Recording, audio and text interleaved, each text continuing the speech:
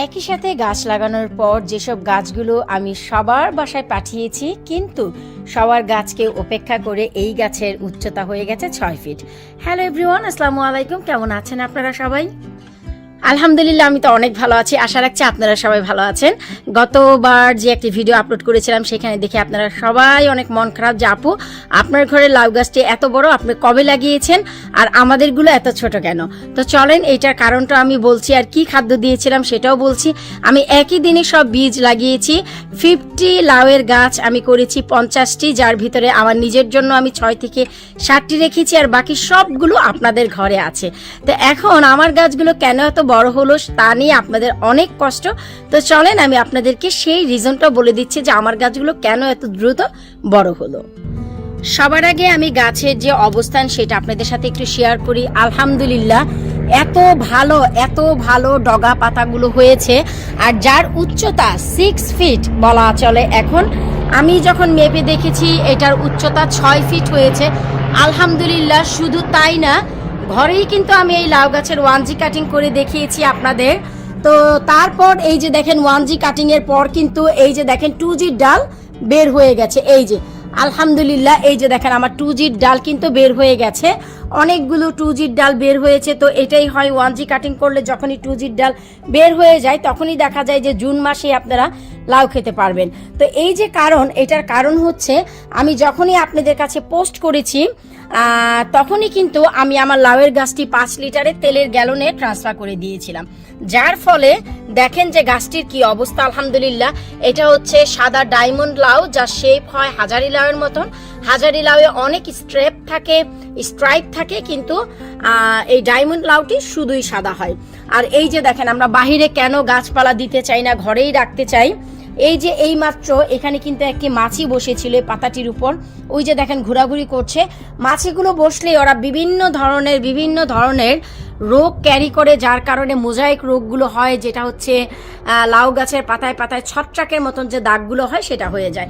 তো এখন এই লাউ গাছটিকে আমি স্থানান্তর করব বাহিরে। সঠিক ওয়েতে কিভাবে আমি লাউ গাছটি লাগাচ্ছি, কোথায় লাগাচ্ছি সেটা আপনাদের সাথে শেয়ার করব। ফার্স্ট অফ অল, এই যে হচ্ছে আমার বেড। প্রথম বেডে কিন্তু আমার সেচি গাছ থাকে, আপনারা জানেন হেলেঞ্চা, মালঞ্চ, এলিচা, সেচি, তো এখানে থাকে। এরপর আমার যেই বেডগুলোতে আপনারা দেখেছিলেন অজস্র মূলা শাক, সেইগুলোকে খেয়ে দিয়ে আমি একদম ক্লিয়ার আউট করলাম, যত আগাছা ছিল ক্লিন করলাম। কারণ হচ্ছে কি, এখন হচ্ছে লাল শাক ডাঁটা শাক দেওয়ার সময়, এই জন্য ক্লিন করলাম। শুধু একটি মূলা শাক রেখে দিলাম সৌন্দর্যের জন্য। তো যাই হোক, এই হচ্ছে আমার মেইন লাউ গাছের মাচা। এই যে দেখেন এখানে 3টি হাজারি লাউ দিলাম আমি এই মাত্র। তো আমি চিন্তা করলাম আপনাদের সাথে সঠিক ওয়েতে, একদম নতুন যারা, সঠিক ওয়েতে কিভাবে লাউ গাছ করবেন সেটাও দেখাচ্ছি। এই যে আমি এই পটে 3টি হাজারি লাউ দিয়েছি, আর এই যে বড় পটটি 60 সেন্টিমিটার, যাকে বলে 60 সেন্টিমিটারের পটে এখন আমি 2টি ডায়মন্ড লাউ দিব, আর এই পটে অন্য কিছু দিব। পেছনের কাজগুলো এই জন্যই করা উচিত এখন, কারণ আমি মাটি দিয়ে বীজ দিয়ে দিব। বীজ দিয়ে দিলে কিন্তু লাউ গাছগুলো আর বাহিরে আমি লাগাতে পারবো না, পেছনের দিকে যেতে পারবো না, সামনের দিকে বীজগুলো আঘাতপ্রাপ্ত হবে। তো এখন চলেন এই পটে আমি কিভাবে লাউ গাছটি দিচ্ছি সেটাই আপনাদের সাথে শেয়ার করি। তো আমাদের লাউ গাছ লাগানোর সিস্টেম হচ্ছে, আমরা যে পটটি এখানে বসাবো তার জন্য এই যে দেখেন মাঝখানে কিন্তু আমি শুরুতে একটু হোল করে নিচ্ছি। এই যে হোল করে, যেহেতু এটা আমি পুরোপুরি পটটাই বসিয়ে দিব তেলের গ্যালন, তাই অনেক বেশি হোলের প্রয়োজন নেই। তারপর এখানে আমি দিয়ে দিচ্ছি 1 টেবিল স্পুন পরিমাণ অ্যাপসম সল্ট। এই যে দেখেন, এই অ্যাপসম সল্ট দেওয়া খুবই জরুরি। এটা হচ্ছে আগের দিনের দাদি নানিরা যেভাবে মুড়ি খেত, গুড় খেত অনেক দূর দূরান্ত চলার জন্য। তো একটি গাছের সঠিক বৃদ্ধির জন্য, অনেক পথ যাওয়ার জন্য শুরুতেই স্ট্রেস ফ্রি করে নেওয়াটা খুবই জরুরি। এরপর এই যে তেলের গ্যালনের নিচের যে পার্ট, সেই পার্টটাকে আপনাদের একটু আলতো করে কেটে নিতে হবে, যেন গাছটা কোনো আঘাতপ্রাপ্ত না হয়। গাছটিকে উপরের দিকে উঠিয়েছি দেখেন, কারণ লাঠি থেকে এখন খুলতে গেলে না গাছটি অনেক সমস্যা হবে, কারণ অনেক বেশি লতা পাতা দিয়ে কিন্তু গাছটি হয়েছে।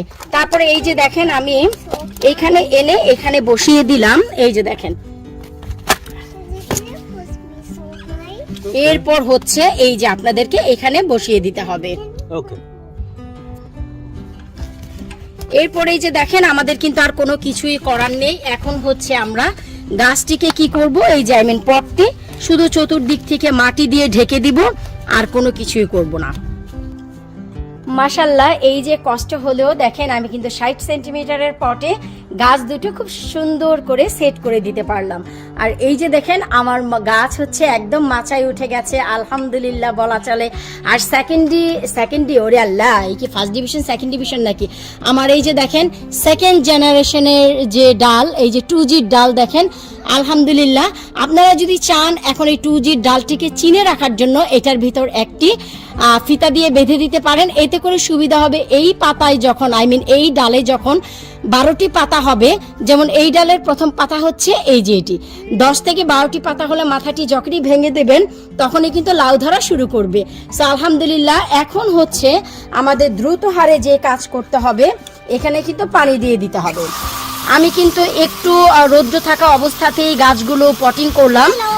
জি মা, কারণ হচ্ছে এই যে দেখেন আমি পটিং করছি আর আমার আমেনা বুড়ি গার্ডেনে প্লে করছে। তুমি প্লে করছো? Good girl. তো এই হচ্ছে পানি দিয়ে দিতে হবে আপনাদের।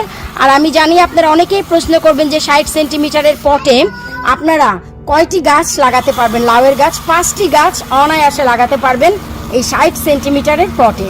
তো এই যে যতটুকু সম্ভব এখন পানি দিলে নিচের দিকে চলে যাবে। পট যেহেতু অনেক বড়, কোনো সমস্যা হবে না।